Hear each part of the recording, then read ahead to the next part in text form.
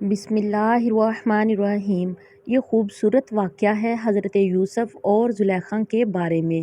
حضرت یوسف حضرت یعقوب علیہ السلام کے بیٹے، حضرت اسحاق علیہ السلام کے پوتے اور حضرت ابراہیم علیہ السلام کے پڑپوتے تھے۔ حضرت یوسف کا واقعہ ایسا ہے کہ جیسے قرآن کریم میں احسن القصص کہا گیا ہے۔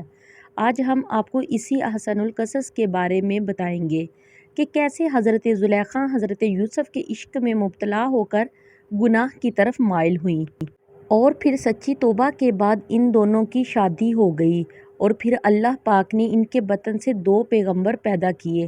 ان کی شادی کا قصہ جو کہ ویڈیو کے آخر میں بیان کیا جائے گا، ایک بہت ہی نرالا قصہ ہے۔ ویڈیو کو مکمل دیکھیے گا۔ راحیل جو کہ تاریخی کتابوں میں زلیخا کے نام سے مشہور ہوئی، وہ تیموس بادشاہ کی انتہائی خوبصورت شہزادی تھی۔ علامہ ابن کثیر لکھتے ہیں کہ 9 سال کی عمر میں زلیخا کو حضرت یوسف علیہ السلام کا دیدار خواب میں ہوتا ہے۔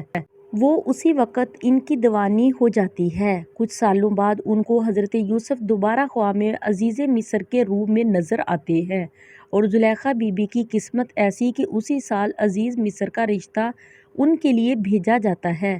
وہ فوراً شادی کے لیے ہاں کر دیتی ہے، لیکن وہ رشتہ اس وقت کے عزیز مصر عطفیر بن رہیب کا تھا۔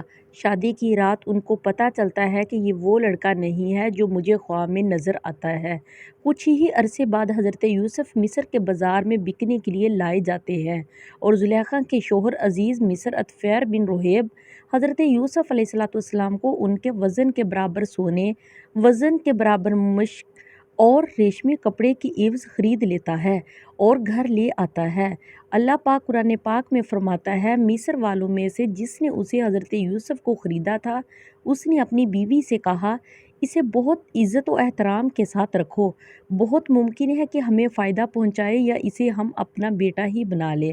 یوں ہم نے مصر کی سرزمین میں یوسف کے قدم جما دیے۔ سورۃ یوسف میں اس طرح کہ حضرت یوسف محل میں سکون سے رہنے لگے۔ جیسے ہی آپ نے جوانی کی دہلیز پر قدم رکھا تو زلیخا جو کہ پہلے ہی آپ کو خواب میں دیکھ چکی تھی، وہ آپ کی دیوانی ہو گئی۔ اللہ پاک فرماتا ہے، اور جس عورت کے گھر میں تھا وہ اسے پھسلانے لگی اور دروازے بند کر لیے اور کہنے لگی، لو آؤ۔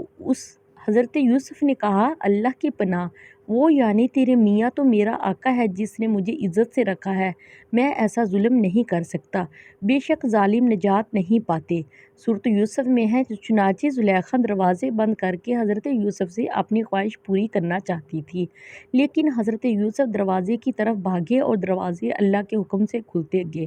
زلیخا نے حضرت یوسف کو بھاگتے ہوئے پیچھے سے پکڑا، جس سے ان کی قمیض پیچھے سے پھٹ گئی۔ یہ سب باتیں آپ نے سن رکھی ہوں گی، اس لیے واقعے کو مختصر کرتے ہیں کہ عزیز مصر نے جب حضرت یوسف کو یوں بند کمرے سے نکلتے ہوئے دیکھا تو زلیخا نے شور مچایا کہ یوسف میرے ساتھ بدکاری کرنا چاہتا تھا، اور بولی، جو شخص تیری بیوی کے ساتھ برا ارادہ کرے تو بس اس کی سزا یہی ہے کہ اسے قید کر دیا جائے اور اسے کوئی دردناک سزا دی جائے۔ سورۃ یوسف 25 میں ہے کہ حضرت یوسف بولے، یہی مجھے اپنی نفسانی خواہش پورا کرنے پر مجبور کر رہی تھی۔ سورۃ یوسف میں آیت نمبر 26 میں ہے، خیر اللہ پاک فرماتا ہے، عورت کے گھر والوں میں سے ایک گواہ نے گواہی دی کہ اگر اس کا کرتا آگے سے پھٹا ہوا ہے تو عورت سچی ہے اور وہ جھوٹا ہے، اور اگر اس کا کرتا پیچھے سے پھٹا ہوا ہے تو یہ جھوٹی ہے اور وہ سچا ہے۔ جب اس یوسف کا کرتا دیکھا تو وہ پیچھے سے پھٹا تھا، تب اس نے زلیخا سے کہا کہ یہ تمہارا فریب ہے اور کچھ شک نہیں کہ تم عورتوں کے فریب بڑے ہوتے ہیں۔ پھر اس نے کہا، یوسف اس بات کا خیال نہ کر، اور زلیخا تو اپنے گناہ کی بخشش مانگ، بے شک خطا تیری ہی ہے۔ یہ واقعہ بہت مشہور ہو گیا۔ شہر کی تمام عورتیں زلیخا کو لعن و طعن کرنے لگیں کہ اپنے غلام کے عشق میں ہی مبتلا ہو گئی ہے، اور عورتوں نے شہر میں چرچا کیا کہ عزیز کی عورت اپنے غلام کو چاہتی ہے، اس کی محبت میں فریفتہ ہو گئی ہے، ہم تو اسے صریح غلطی پر دیکھتے ہیں۔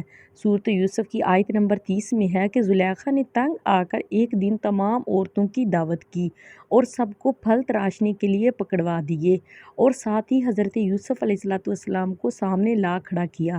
بس پھر ان عورتوں نے حضرت یوسف کی خوبصورتی میں مدہوش ہو کر پھلوں کے بجائے اپنی انگلیاں ہی کاٹ ڈالیں، اور زلیخا بولی یہی وہ غلام ہے جس کے بارے میں تم مجھ پر لعنت ملامت کر رہی تھی۔ میں نے ہر چند اس سے اپنا مطلب حاصل کرنا چاہا لیکن اس نے اپنے آپ کو روک لیا اور جو کچھ میں کہہ رہی ہوں اگر یہ وہ کام نہ کرے گا تو قید کر دیا جائے گا اور رسوا ہوگا۔ سورۃ یوسف کی آیت نمبر 31 اور 32 میں ہے خیر زلیخا کی منت سماجت کرنے پر کہ میری بیوی کی عزت پورے شہر میں داؤ پر لگ گئی۔ عزیز مصر نے حضرت یوسف کو قید میں ڈال دیا۔ پھر 7 سال بعد ایک انتہائی عجیب و غریب عزیز مصر کے خواب کی تعبیر بتانے پر حضرت یوسف کو رہائی مل گئی۔ عزیز مصر اپنی وفات سے پہلے ہی تمام اختیارات حضرت یوسف علیہ السلام کے ہاتھ کر دیے۔ چنانچہ اس کی وفات کے بعد ریان بن ولید نے حضرت یوسف کو ہی عزیز مصر بنا دیا۔ چلیے اب چلتے ہیں اس بات کی طرف کہ ان دونوں کی شادی کیسے ہوئی۔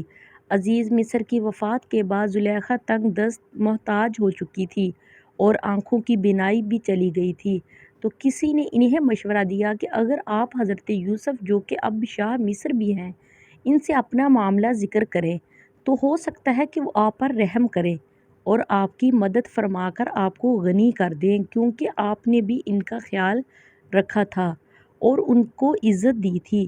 اس پر جب کسی نے انہیں یہ کہا ایسا نہ کیجیے گا، ہو سکتا ہے کہ ان کو آپ کا وہ سلوک یاد آ جائے جب آپ نے ان پر الزام لگایا تو انہیں کافی تکلیف کا سامنا کرنا پڑا تھا، اور وہ بھی آپ کے ساتھ ویسا ہی کریں جیسا آپ کی وجہ سے ان کے ساتھ ہوا۔ تو زلیخا فرمانے لگی میں ان کی بردباری اور کرم نوازی کو جانتی ہوں۔ چنانچہ آپ حضرت یوسف کی گزرگاہ میں ایک ٹیلے پر بیٹھ کر ان کا انتظار کرنے لگی۔ جب آپ قوم کے تقریباً 1,00,000 معزز لوگوں اور وزیروں مشیروں کے ساتھ نکلے اور بی بی زلیخا نے حضرت یوسف کی خوشبو محسوس کی تو آپ کھڑی ہوئیں اور آواز دی پاکی ہے اس کے لیے جس نے معصیت کے سبب بادشاہ کو غلام اور اطاعت کے سبب غلام کو بادشاہ بنا دیا۔ آپ نے پوچھا تم کون ہو؟ عرض کی میں وہی ہوں جو آپ کی خدمت خود کرتی تھی، آپ کے بالوں میں اپنے ہاتھ سے کنگھی کرتی تھی، آپ کے رہنے کی جگہ کی خود صفائی کرتی تھی۔ مجھے میرے کیے کی سزا مل چکی، میری قوت ختم ہو گئی، میرا مال ضائع ہو گیا، میری آنکھوں کی روشنی ختم ہو گئی اور میں لوگوں سے سوال کرنے پر مجبور ہو گئی ہوں۔ پہلے مصر کے لوگ میری نعمت کو دیکھ کر رشک کرتے تھے اور اب میں اس سے محروم ہو چکی ہوں، کیونکہ فساد کرنے والوں کی یہی سزا ہے۔ یہ سن کر حضرت یوسف بہت زیادہ روئے اور حضرت زلیخا سے فرمایا کیا تیرے دل میں میری محبت میں سے کچھ باقی ہے؟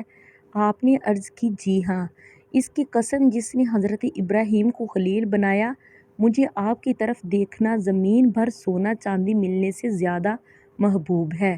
آپ وہاں سے چلے گئے اور حضرت زلیخا کی طرف پیغام بھیجا اگر تمہاری رضامندی ہو تو ہم تم سے نکاح کر لیں اور اگر تم شادی شدہ ہو تو تمہیں غنی کر دیں۔ آپ نے حضرت یوسف کے پیغام لانے والے سے کہا میں جانتی ہوں کہ وہ مجھ سے مذاق کر رہے ہیں، کیونکہ میری جوانی اور حسن و جمال کے وقت انہوں نے میری طرف توجہ نہیں دی، اور اب جب کہ میں بوڑھی اندھی اور فقیر ہوں تو وہ مجھے کیسے قبول کر سکتے ہیں؟ بہرحال حضرت یوسف علیہ السلام نے ان سے نکاح کر لیا اور ان کے پاس آئے، پھر نماز پڑھی اور اللہ پاک سے اس کے اسم اعظم کے ساتھ وسیلے سے دعا کی، تو اللہ پاک نے حضرت زلیخا رحمۃ اللہ تعالیٰ علیہ کا حسن و جمال، بصارت اور جوانی لٹا دی۔ نکاح کے وقت آپ باکرہ تھی اور آپ سے افراسیم بن یوسف اور منشا بن یوسف پیدا ہوئے۔ یہاں پر امام قرطبی الجامع الاحکام القرآن میں لکھتے ہیں کہ مصر کے بادشاہ نے عزیز مصر کی وفات کے بعد زلیخا کی شادی حضرت یوسف سے کر دی۔ حضرت یوسف نے شادی کی رات حضرت زلیخا سے کہا کیا یہ اس سے بہتر نہیں ہے جو تم چاہتی تھی؟ وہ کہنے لگی اے یوسف مجھے ملامت نہ کریں، میں حسین و جمیل نازوں میں پلی تھی اور میرا شوہر بھی ایسا تھا کہ جو عورتوں کے پاس نہیں آتا تھا، یعنی نامرد تھا، اور اللہ نے آپ کو وہ حسن دیا تھا کہ میرا نفس مجھ پر غالب آ گیا تھا۔ امام فخر الدین رازی لکھتے ہیں کہ یوسف علیہ السلام حد درجہ حسین و جمیل تھے۔ جب اس بی بی نے آپ کو دیکھا تو آس لگا بیٹھی، یہ بھی کہا جاتا ہے کہ ان کا خاوند نامرد تھا جس کی وجہ سے آپ باقرہ تھی۔ حافظ ابن کثیر لکھتے ہیں کہ عزیز مصر کی وفات کے بعد کہ جو عورتوں کے پاس نہیں جاتا تھا، حضرت یوسف کی شادی حضرت زلیخا سے مصر کے بادشاہ نے کرا دی، جس سے حضرت یوسف کے 2 بیٹے پیدا ہوئے۔ ابن کثیر لکھتے ہیں کہ اسی طرح علامہ ابوالعیس نصر بن محمد سمرقندی لکھتے ہیں کہ زلیخا کا خاوند مر گیا۔ ایک دن وہ سرِ راہ بیٹھی تھی کہ یوسف علیہ السلام کا اپنے خدام و حشام کے ساتھ اس پر گزر ہوا۔ زلیخا بولی، سب تعریفیں اس خدا کے لیے جس نے ایک غلام کو اپنی عبادت کے بدلے بادشاہ بنا دیا اور بادشاہ کو اس کی نافرمانی کے بدلے غلام بنا دیا، اور یوسف علیہ السلام نے ان سے شادی کی اور انہیں کنواری پایا۔ سمرقندی لکھتے ہیں کہ شادی سے پہلے چونکہ آپ ایمان لا چکی تھی تو اس لیے شادی کی پہلی رات سے ہی عبادت خداوندی میں خود کو غرق کر لیا، اور اللہ پاک کا حکم آنے کے بعد ہی حق زوجیت ادا ہوا۔ آپ کو یہ قصہ کیسا لگا؟